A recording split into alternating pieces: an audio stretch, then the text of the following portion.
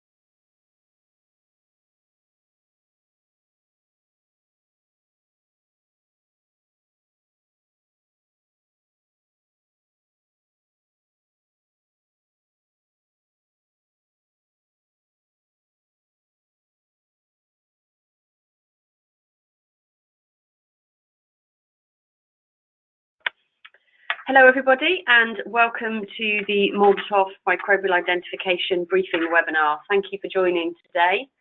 We're expecting quite a significant number of delegates to attend today's session. So while we wait for everybody to join, the line will be on hold and we will be starting the webinar in just over 2 minutes time. Thank you very much.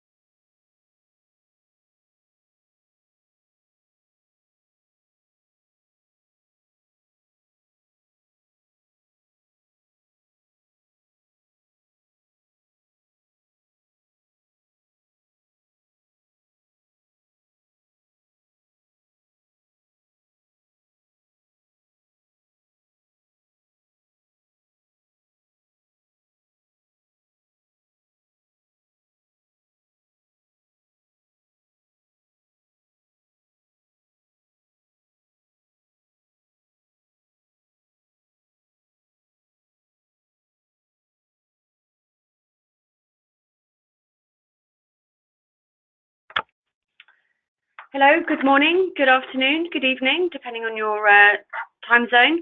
Welcome to the MALDI-ToF Microbial Identification briefing webinar.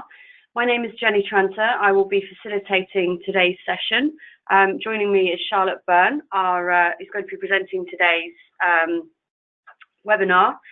Charlotte's our laboratory business manager for the UK and Ireland. There will be an opportunity after the presentation today to ask some questions, and I would encourage anybody who does have a question or a point they would like to be clarified to use the question facility as part of the webinar. We will be recording today's session, and this will be then made available via our website shortly after the webinar has been completed. So I'm now going to hand over to Charlotte. Thank you. Good morning, everybody. We're just going to do a slight overview of the identification service and how we use the identification service at STERIS. So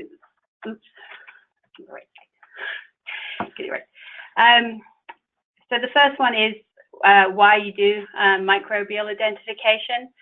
So a lot of our work is with the ISO 11137 Part 2, and there is actually a requirement in there to undertake some characterization of the bioburden, not just quantify it, but also understand the type of bioburden that you have. You can also use microbial identification for better control of clean room production areas and build up a picture of background flora, and you can also trend based on quantity and type. You can improve your traceabilities of contamination in your raw materials, production processes and surfaces. And there's also some products will have a list of objectionable organisms that they are not allowed to be sold or have on them.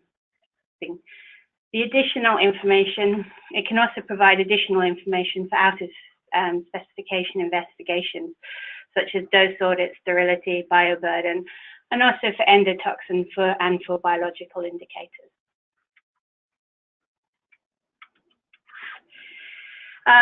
So if we're going to start right at the beginning with this sort of level of identification. So the first level is what type of microorganism you've got. So is it a bacteria, a yeast, or a mold? The second level is your genus, which is your broad family name, which is Staphylococcus. So the example here is Staphylococcus. The next level is your species level, so that's identification within that family. And then the final level is the strain. So within the same microorganism, you can have different strains of them. There's some classical ID methods, which people probably are familiar with. So the first one is your morphology. So that's just the shape, the color, whether or not it's furry or hairy. There's a whole list of different identifications that we would, or descriptions that we would apply to the morphology to do some sort of identification of it. And then you have the gram stain, so you're identifying whether it's a gram positive or a gram negative. In general, customers tend to focus on gram negative because these are waterborne causes of more diseases, and also there tend to be the endotoxin bacteria.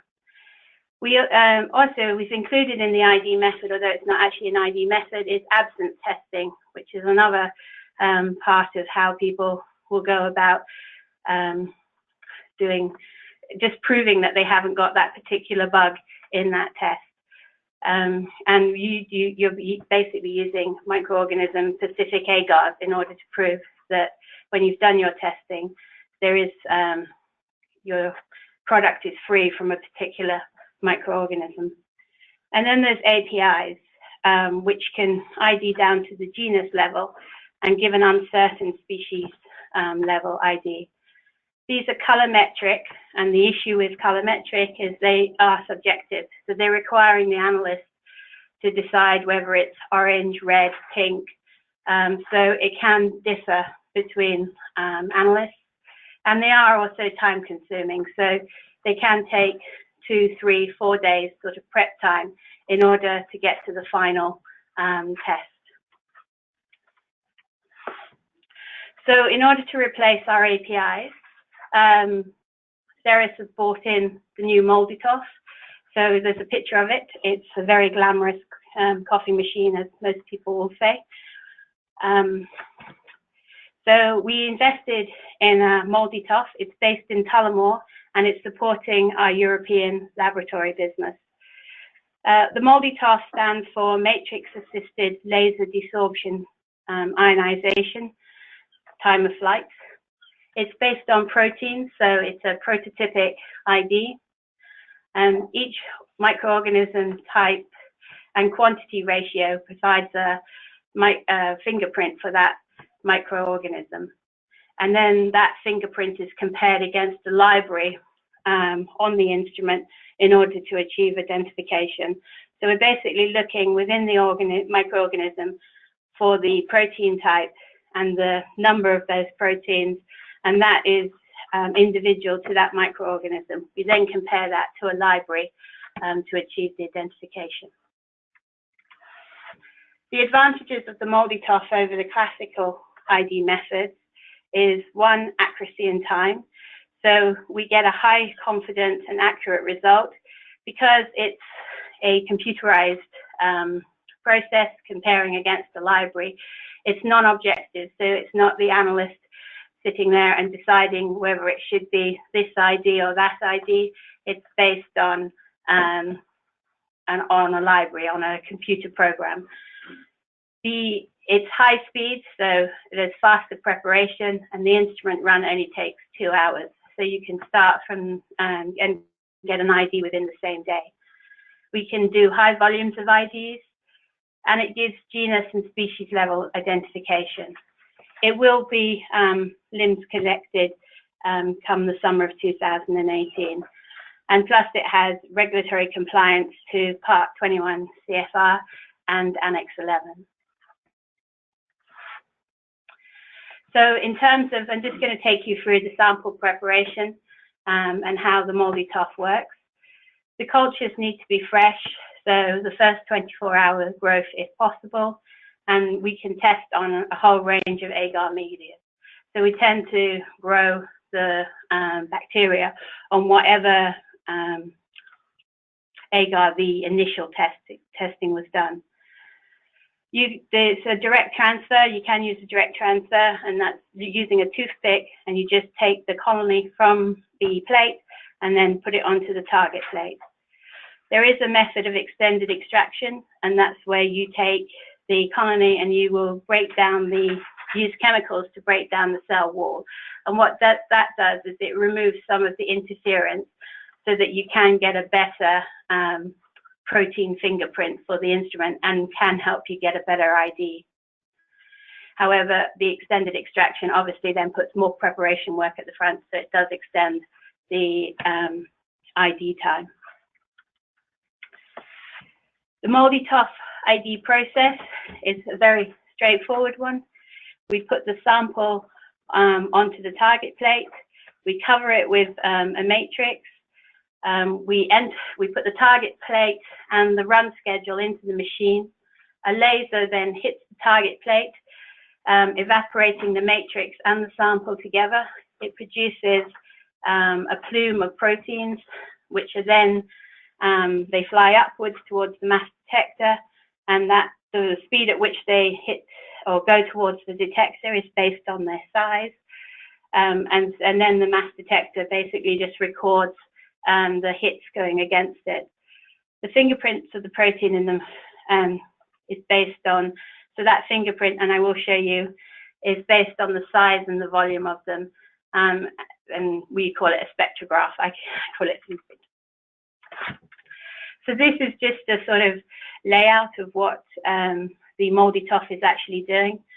So you do have the plate at the bottom of the instrument with the targets on it, and there's 48 targets on the plate, so you can put 48 IDs on the plate. The laser beam will hit the target, and it generates this kind of plume of particles. Those particles are then positively charged, and then they go upwards towards the ion detector at the top of the MALDI-ToF. And as I say, the speed or the where they fly upwards towards the detector is based on their size. So the smaller particles will get to the ion detector first, the heavier particles or the heavier proteins will be later on. What this does is it will generate a spectrograph for you. So along the x-axis, you sort of have the time, and then along the y-axis is the sort of volume of those proteins that you've got. By doing this, you can build up a sort of picture of the size and the different proteins within the microorganism. This is then compared on the instrument to the library, and the library will then give you an ID. We do for triplicate measurements for direct transfer, we do all IDs in triplicate, and for the extended extraction, we do them in duplicate. And the reason for doing triplicate measurements for the direct transfer is that when we were doing the initial validation and the PQ of the instrument, we found that the most common factor or the most variance in terms of getting a good ID was all down to the preparation. So by doing triplicate measurements, we can iron out any, or we can reduce the uncertainty in the sample preparation. The instrument will give, for every ID that it does, it gives you the top 10 ID matches. Each ID is given a score. So over 2 is a confident genus ID and a good species ID.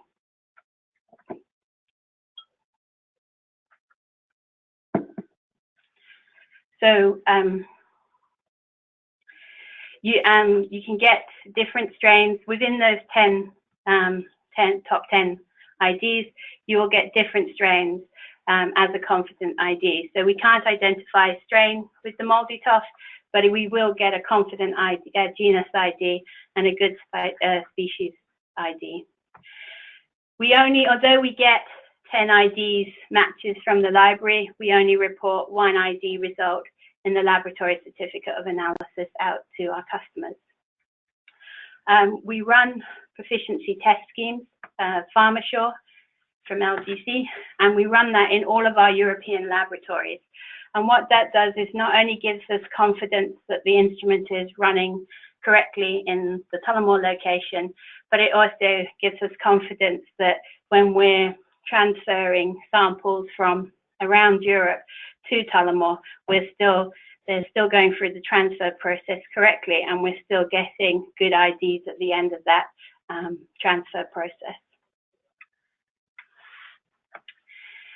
So the STERIS laboratories, we've talked about MALDI-ToF, but actually the STERIS laboratories offer a complete ID service, and it builds up right from morphology all the way up to MALDI-ToF. So the first level is the morphology. We then do something called representative morphology. So if you have a batch of samples, say from a bioburden, with a huge number of samples, high level of bioburden on them, and you want to know not only sort of the top 5 colonies that are within that batch of things, but you also want to know where the percentages are higher for a certain colony or CFU, and where the numbers are. We can do that across a range of things. So we give you sort of a percentage of your top 5 on each plate, and it will give you an idea of whether or not different batches are seeing different sort of microorganisms compared to other plates. We also continue to do gram staining, offer gram staining, and then at the top of the sort of microbial identification is the MALDI-ToF identification. We can, if the MALDI-ToF fails to get an identification, we would then send it for DNA ID, which would get an identification for you, which we would arrange for an approved subcontractor. However, currently 95% of all of our IDs are actually completed in-house by the MALDI-ToF. So it's only a small percentage that do not get an ID on the MALDI-ToF instrument. We customize, so with that range of identification methods that we've got, we can customize microbial ID protocols for you. So we build the microbial ID protocols into test methods. So whether it's environmental monitoring, bioburden, sterility, or dose audits, we can build those protocols in. So when we get the result from whatever testing that we're doing, we would automatically start the identification process based on that protocol that's built in within that method. The protocols indicate when to do IDs and what level of ID to do. So do you just do morphology, do you do gram staining, or do you do MALDI-ToF identification? Some of the examples of our ID protocols based on our customer requirements. So we can do morphology, but to full IDs on all samples. So whatever samples, whatever plates come off, some of our customers will require full MALDI-ToF on all of the colonies on that plate, or they will require full morphology to go through.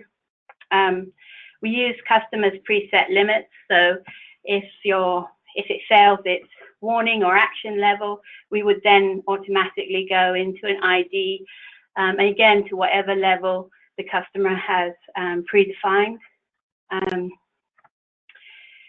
There's types of morphology that require full identification. Some customers have identified a particular organism and they know the morphology for that organism, so it tends to be colors. So when they see a pink or an orange colony come up, we would then take that through to the full MALDI-ToF identification. We can do top 10, top 5, top 3. It again depends on the amount of bioburden on your plate. We do IDs, we can do them either on batch base. So if you've got a full batch of bioburden, or you might just want to do the top 5 from that full batch, or you might want to actually do your identification based on each individual plate produced from that test. And also we can base it on a list of objectionable organisms. So again, there'll be a list in place of what's expected, and we will do the identification based on that sort of list, whether it's there. So just going to mention a few case studies where identifications has helped us. So we have a product that's released on low-level bioburden with a list of 7 objectionable organisms. Now, traditionally, this would have been done with the bioburden being done and then the absence testing for the 7 objectionable organisms alongside it.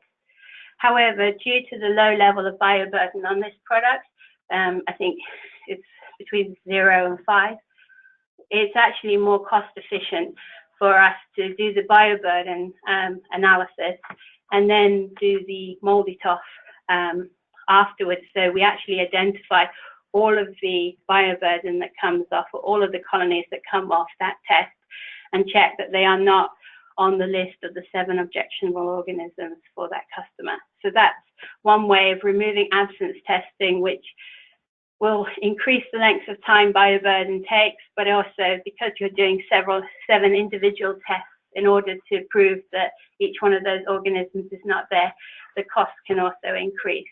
So in this case, the MALDI-ToF is more efficient than the absence testing.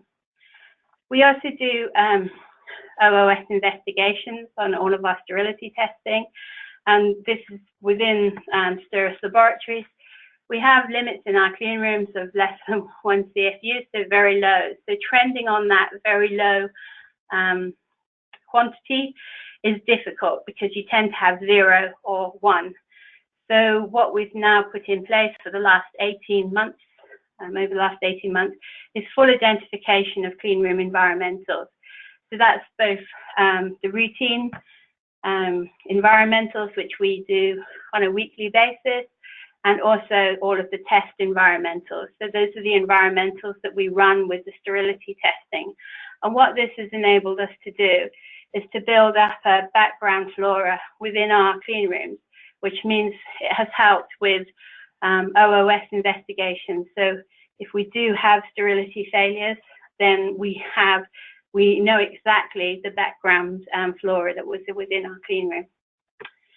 We had a product that had high endotoxin, okay, and that's after irradiation. So it was on the final product. It had high endotoxin level. And we'd also done the bioburden on the product. So we used the ID to trace the contamination back, and we found it back to a water source from one of the production components that was being used within the final product. So you can use IDs in that way to trace back the issue that was causing the high endotoxin on the product. So STERIS Laboratory has sort of tightened up its practice, or is now doing best practice with the IDs. So we automatically do IDs for all OOSs for our pharmaceutical analysis. So that's for bioburden and for sterility. We automatically do IDs on all sterility failures from our ISO 11137 dose audits. So again, that's just speeding up the process rather than going out to the customer and saying, do you want to do an ID on the sterility failure? We're automatically doing the ID, and so we get that result back within 5 days, and it speeds up the OOS process and the response to the customer. We're also doing automatic IDs now on any dose studies or dose sets that we do for that ISO 11137. This means that when you initially set your dose on your product, you will go with a list on those initial 30 bioburden samples that you've done. You will have an idea of what IDs are there at the initial set phase, and then hopefully you will not have a problem with your dose audits. But if ever you have a failure on one of your dose audits, and you again get another ID done there, it will at least give you some information about what was initially on the start of the bioburden. We also offer the ID service to support all of the other microbial analysis that we do within the lab. We're happy to discuss and give advice. So when we were talking about protocols, there's many different ways of setting up the ID protocols. Every customer will have their own solution, and it's basically tailored to what they want to achieve from their doing their IDs, whether it's trending, whether it's tracing contamination, whether it's control within their clean room or production areas. So we will happily discuss and give advice on the microbial identification and how to tailor that solution to meet your requirements. I'm the contact, and if you need any more, the website's there, and also if you have any technical questions, there's an email there as well. Okay, thank you, Charlotte, very much. That concludes the main presentation element of today's webinar. We hope you found that very informative. We do have some time now for questions. So I would ask you all to, if you do have a question or a comment or a point that you would like us to clarify, please use the question facility as part of the webinar software, and we can take those questions now. There's a question coming in. Is there a plan to expand the MALDI-ToF survey perhaps into Asia? So the next expansion is into the US.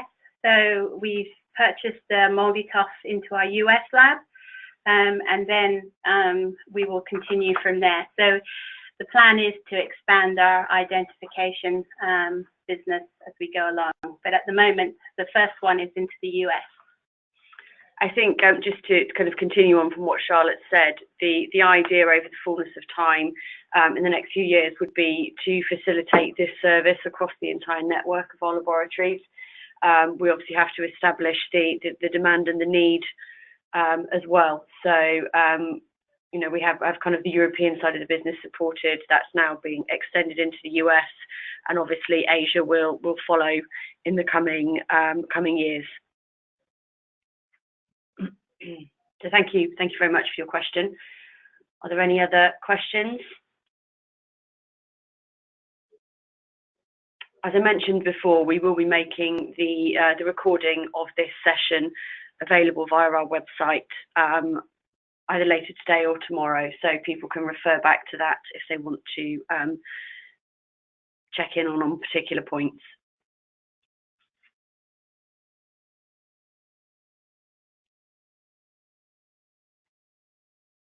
If there are any questions that you do think of at a later stage, then obviously you can contact us either via the website or the email address that's on the screen at the moment. We do have another question coming in. Thank you.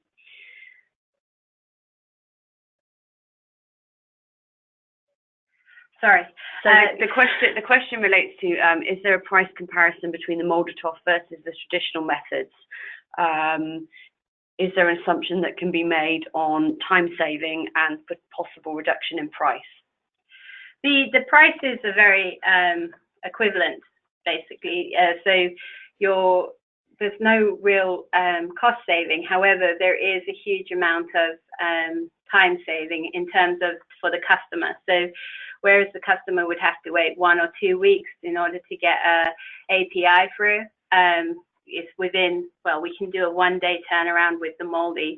Our standard is 5 days. So there's that increase in speed. The prices are comparable between the API method, which was our traditional ID method, and the MALDI-ToF ID method.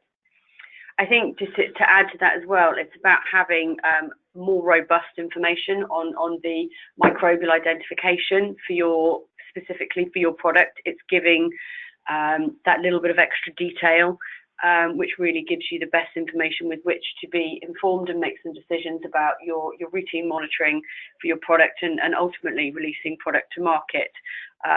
So whilst there could be some comparisons that are made, as Charlotte mentioned, one of the drivers is really to meet kind of the changing driver in having that additional clarification on really getting to fully understand that comprehensive overview of your microbial picture specifically for your product, and then with the actual time frame, it's that, I guess, efficiencies in supply chain, getting you the information that you need in relation to your microbial identification in a more timely manner. Okay, thank you. If there are no further questions, we'll wait just a couple of minutes to allow people time to put them in. If there are no further questions, then I will thank Charlotte very much for her time today. Thank you all for participating, and by all means, please contact us if there are any further questions.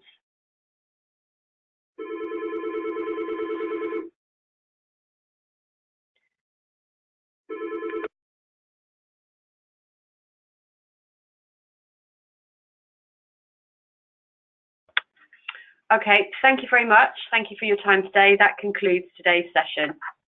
Thank you.